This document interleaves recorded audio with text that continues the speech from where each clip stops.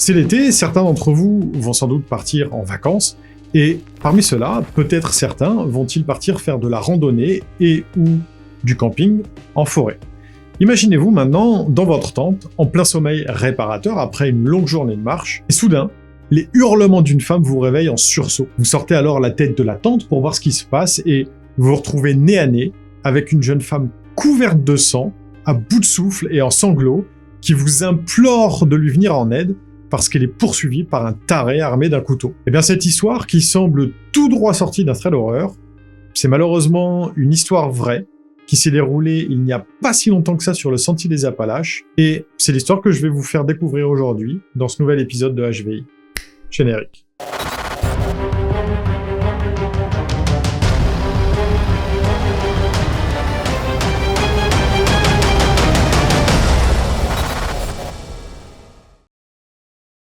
Ronald Sanchez Jr., surnommé Ron par sa famille et ses amis, grandit à Garden Grove, en Californie.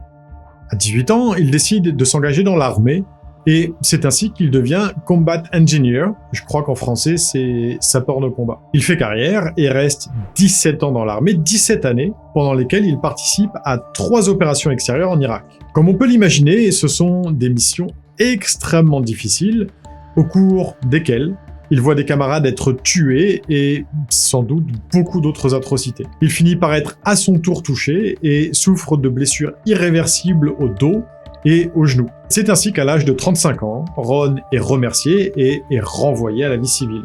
Mais ce retour à la vie civile, il le vit très mal, parce qu'en plus de ses blessures, Ron souffre de PTSD, des troubles de stress post-traumatique, ainsi que d'une très sévère dépression. Tant et si bien qu'il est terrorisé à l'idée d'interagir avec d'autres personnes et qu'il est effrayé au moindre bruit. Ce qui fait que Ron reste cloîtré dans son appartement pendant des jours, sans mettre le nez dehors, et qu'il se nourrit principalement de cochonneries afin d'avoir à sortir le moins souvent possible. Les interactions sociales le terrifient tellement qu'il ne sort faire les courses que pendant la nuit, histoire de croiser le moins de gens possible. Et cet état dure des semaines, qui se transforment en mois, et puis en une année, durant laquelle Ron sombre de plus en plus profondément dans la dépression. Mais tout au fond de lui, Ron sait que ça ne peut pas durer et qu'il faut mettre un terme à tout ça. C'est la raison pour laquelle il finit par trouver la force pour aller au Oklahoma Department of Veterans Affairs, un service spécialisé entre autres dans l'aide et dans l'accompagnement de militaires qui souffrent comme lui de troubles post-traumatiques. Dès lors, il commence à être suivi par des thérapeutes qui l'aident à comprendre ce qui lui arrive, mais également qui l'aident à trouver des solutions pour se soigner. Et l'une de leurs recommandations, c'est de faire du sport. C'est ainsi que Ron commence à faire de la randonnée. D'abord seul et sur de petites distances qui augmentent au fur et à mesure. Ron commence à se sentir mieux. En fait, il a toujours adoré le grand air depuis tout petit. Et en même temps que son état s'améliore, les thérapeutes lui suggèrent également d'essayer de rencontrer des gens qui ont le même attrait que lui pour le grand air et pour la randonnée. Ce qu'il fait. Il rejoint un groupe de randonnée et il fait la rencontre d'une femme qu'il commence à fréquenter. Ron va mieux. La randonnée est devenue une réelle passion et il est d'ailleurs un acteur connu et très impliqué dans le milieu en Oklahoma. Il est actif sur les forums, il connaît toutes les boutiques de randonnée de la région et d'ailleurs il est à l'affût de la moindre promotion qu'il s'empresse de partager dès qu'il y en a une, avec enthousiasme à ses pairs sur les forums. Et puis un jour, Ron entend parler du sentier des Appalaches, ce sentier de randonnée de 3000 et quelques kilomètres qui traverse tous les États-Unis et que j'ai déjà présenté plus en détail dans une vidéo précédente. D'ailleurs, sa petite amie a déjà, en 2002, tenté de faire la through hike, c'est-à-dire de parcourir le sentier d'une extrémité à l'autre en une seule fois. Et cette through hike, ça sonne comme une évidence pour lui. Un challenge à surmonter, tant sur le plan physique que psychologique, parce qu'une randonnée aussi longue, ça laisse pas mal de temps pour gamberger et pour réfléchir sur soi-même. C'est décidé, il va la tenter, et seul. Mais même s'il va mieux, Ron est conscient du fait que sa condition physique, entre autres son problème de genou, ne lui permettra pas de réaliser l'intégralité du parcours dans un temps normal, parce qu'en moyenne, les randonneurs qui tentent la through hike mettent entre 3 et 5 mois. C'est la raison pour laquelle il décide de commencer non pas entre avril et juin, comme la plupart, mais en janvier. Il prend le départ début janvier, donc depuis le mont Springer, en Géorgie, en compagnie de sa petite amie et du chien de cette dernière pendant les 2 premiers jours, après quoi elle le laisse et elle rentre en Oklahoma. La randonnée est dure, très dure, mais Ron tient bon. Si vous avez vu mes vidéos précédentes sur le sentier des Appalaches, vous savez sans doute que tout du long, il y a des refuges, et que dans ces refuges, il y a des registres que les randonneurs, et en particulier les thru-hikers, utilisent pour communiquer entre eux, se donner de la force, s'échanger des informations, etc., etc. Et traditionnellement, ils signent ce registre non pas de leur vrai nom, mais d'un surnom. Au début, Ron choisit le surnom Engineer, qui lui semble plutôt adéquat par rapport à sa spécialisation dans l'armée. Mais ce n'est pas comme ça que ça marche. Sur le sentier des Appalaches, on ne choisit pas son propre surnom soi-même. Ce sont en général les autres randonneurs qui vous en trouvent un, selon ce qu'ils ont pu observer de vous et de votre personnalité. Et rapidement, devant son histoire et sa force de rétablissement, les autres randonneurs lui donnent le surnom de Stronghold. Stronghold, ça veut dire la forteresse. Et malheureusement, un jour, Stronghold va faire la rencontre de Sovereign.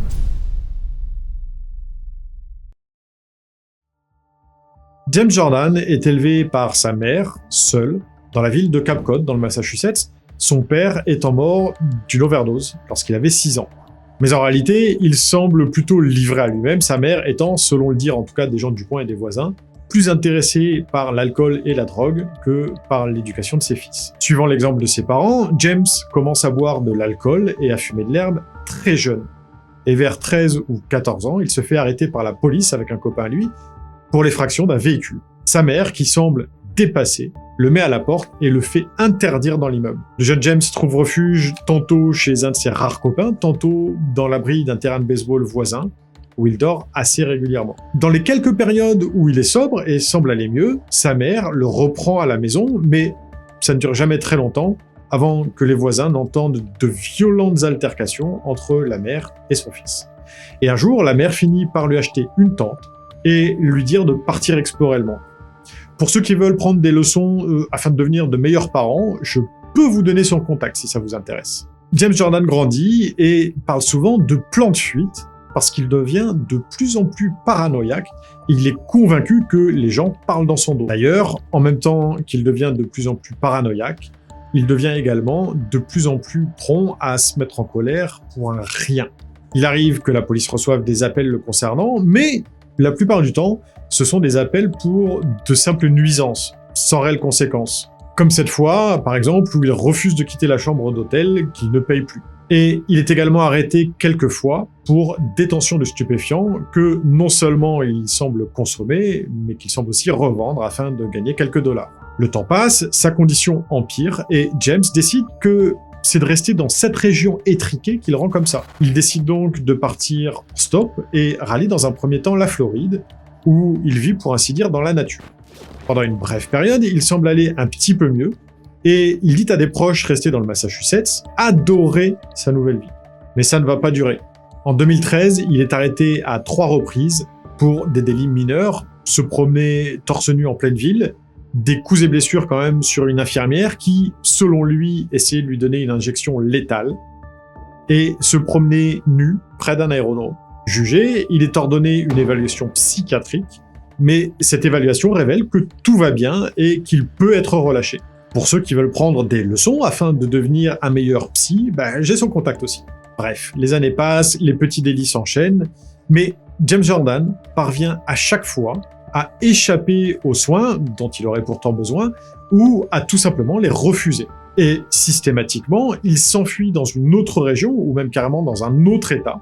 Il vit dans la forêt, comme je disais plus tôt, joue de la guitare dans la rue pour subsister, et même s'il fréquente de temps en temps des voyageurs qui prônent le peace and love à l'occasion de rassemblements en forêt, comme sur cette photo prise en février 2019, il devient de plus en plus agressif et de plus en plus paranoïaque. Et aux alentours d'avril 2019, James Jordan décide de randonner sur le sentier des Appalaches avec pour seul équipement une bâche en plastique qui lui sert de tente et comme seul compagnon sa chienne, Felicia.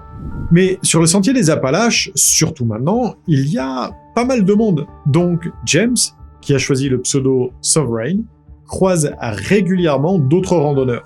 Et ces rencontres ne se passent souvent pas très bien, James leur proférant des menaces et brandissant un large couteau de chasse de 40 cm. Tant et si bien que la communauté de randonneurs commence à parler de lui, laissant des avertissements le concernant sur les registres, mais aussi sur des groupes Facebook dédiés à la randonnée dans les Appalaches. D'ailleurs, il est même signalé à la police du comté d'Unicoi, dans le Tennessee, qui finit par l'arrêter le 22 avril. Les randonneurs qui l'ont signalé et ont indiqué qu'ils avaient été menacés verbalement et physiquement par James sont alors invités à déposer plainte, mais ils refusent. Raison pour laquelle James Jordan est encore une fois remis en liberté, après quand même la confiscation de son couteau. Mais ces divagations et ces menaces ne cessent pas. Matthew Audie Norman est un randonneur connu et reconnu du Sentier des Appalaches, créateur du Hiker's Yearbook, un registre qui consigne chaque année le nom des différents randonneurs qui ont parcouru le sentier pendant l'année passée. Un jour, il tombe sur James et il lui propose de partager un repas avec lui dans son van. James accepte et les deux hommes discutent. Matthew se rend très rapidement compte que son interlocuteur est complètement perché. Il prétend que les gens de la montagne, c'est le nom qu'il donne aux randonneurs, sont en danger parce qu'il y a des agents infiltrés qui veulent leur voler leur assurance. Il fait donc une offre à James, il lui propose de lui payer un ticket de bus pour rentrer chez lui, dans le Massachusetts, espérant ainsi faire quitter le sentier à l'homme. James Jordan accepte et Matthew l'accompagne donc à la station de bus, la plus proche, lui achète le billet et regarde James monter dans le bus qui finit par s'éloigner.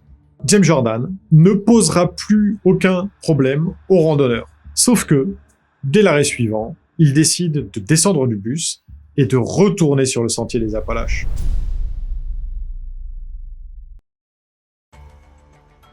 James Jordan n'est pas le seul à être retourné sur le sentier, parce que mi-avril, Ron, alias Stronghold, après 3 mois de marche, commence à souffrir.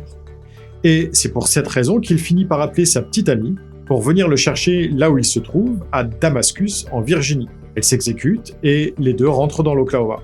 Ron lui explique que non seulement son genou le fait souffrir, mais que c'est dur, vraiment dur psychologiquement. Il se sent seul et cette introspection, il a un petit peu de mal à la gérer. Connaissant les difficultés d'une True White pour l'avoir elle-même tentée, Kelly le réconforte en lui disant qu'il n'y a aucune honte à avoir, que c'est effectivement une épreuve extrême et qu'elle le comprend. Sauf que, 5 jours plus tard, Ron change d'avis.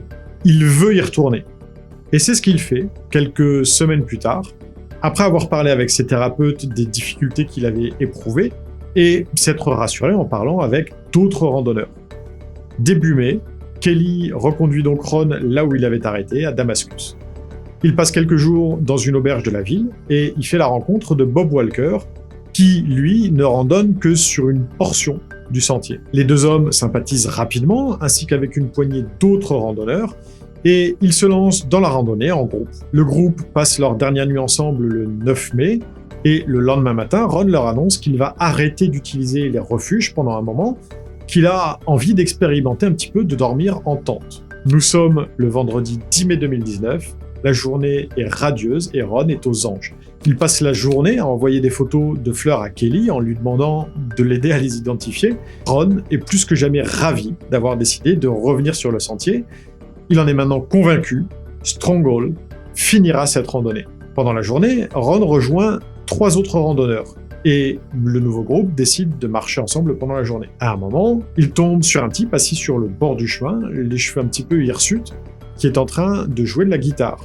L'homme, accompagné de son chien, c'est James Sovereign Jordan, et le groupe reconnaît immédiatement celui qui est signalé depuis plusieurs semaines sur tous les groupes et tous les chats de randonneurs.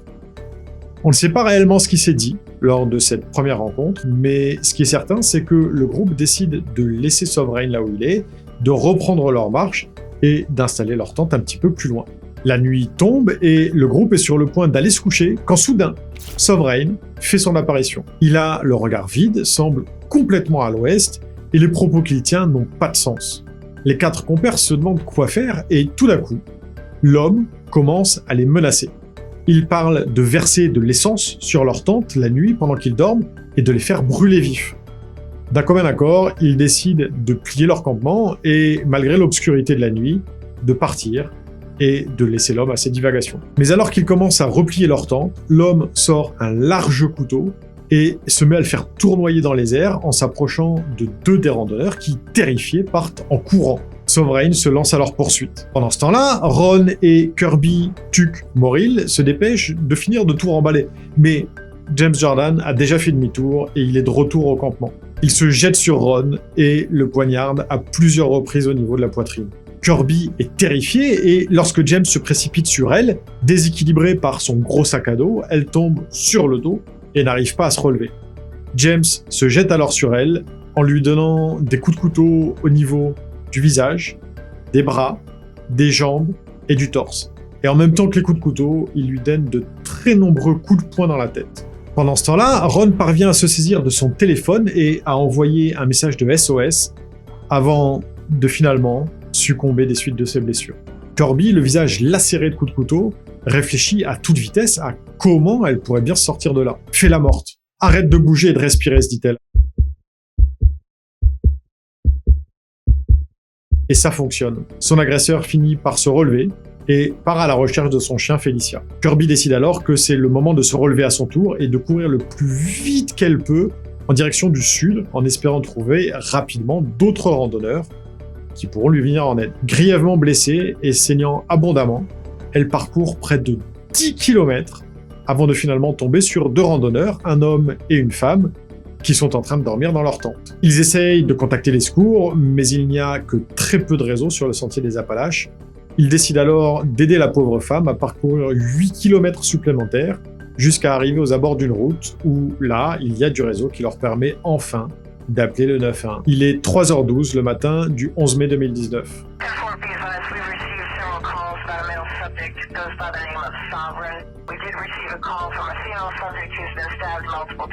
Kirby est prise en charge et évacuée par hélicoptère à l'hôpital de Bristol dans le Tennessee. En parallèle, la police déploie un groupe d'intervention pour trouver et neutraliser Sovereign.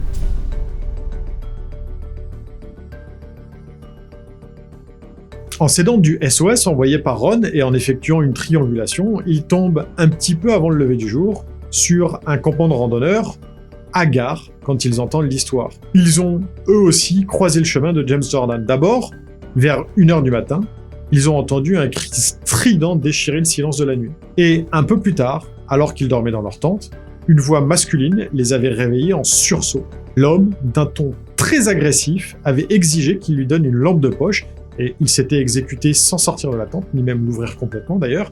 Ils avaient juste ouvert suffisamment pour faire passer la lampe à travers l'ouverture et l'individu était parti. Et alors qu'ils racontent leur histoire aux policiers, un chien fait son apparition. Il est immédiatement mis en joue et Sovereign, qui était en fait caché un tout petit peu plus loin en retrait du sentier et qui était en train d'observer la tente, les supplie de ne pas tirer sur son chien. Il est immédiatement interpellé et rapidement, les policiers retrouvent le corps sans vie de Ron Sanchez, pas très loin de là. James Sovereign Jordan est inculpé de meurtre et le jugement est programmé pour juillet 2019, mais il est estimé qu'il n'est pas en mesure d'assister à son propre procès. Le procès est donc reporté. En juin 2020, il est finalement estimé que le procès peut avoir lieu une fois que l'homme aura été examiné par des experts de la santé mentale. Des vrais, cette fois-ci. Les médecins révéleront dans leur rapport que James Jordan souffre de troubles schizoaffectifs et de symptômes psychotiques aigus et qu'il n'est pas en capacité de comprendre que ce qu'il a fait est mal. Pour cette raison, il est jugé non coupable pour cause de folie, mais rassurez-vous, il est tout de même enfermé dans une institution spécialisée. Depuis, ses avocats ont fait part d'une déclaration que leur a faite leur client, dans laquelle il exprime être, je cite, « plein de remords pour le profond chagrin qu'il a causé. Il regrette que sa bataille de toute une vie contre la maladie mentale ait finalement entraîné ce traumatisme et cette perte pour des randonneurs innocents et leurs familles. » Kirby Morrill, de son côté, malgré les 40 lacérations reçues et la 50aine d'agrafes posées, n'a pas eu besoin d'être opérée. Elle a néanmoins eu besoin d'une longue période de rééducation, d'autant plus que l'une de ses blessures à la jambe s'est infectée. Et malgré tout, elle a réussi à trouver la force nécessaire pour, un an plus tard, en mars 2020, retourner sur le sentier des Appalaches pour finir ce qu'elle avait commencé et parcourir le sentier des Appalaches d'un bout à l'autre. Et sans reprendre de là où sa randonnée avait connu un tournant tragique, hein, mais en repartant depuis le début au Mont Springer, en Géorgie. Respect.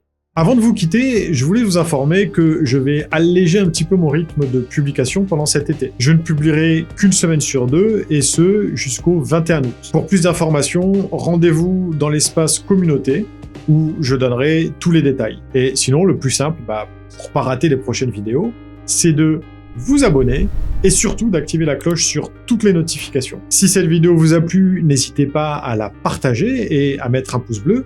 Et si vous voulez découvrir d'autres histoires qui se sont déroulées sur le sentier des Appalaches, allez jeter un coup d'œil à ma playlist. Sur ce, bonnes vacances à ceux qui en prennent, et surtout, bonne randonnée à ceux qui décideront quand même d'en faire. Prenez soin de vous, merci d'avoir regardé jusqu'à la fin, salut.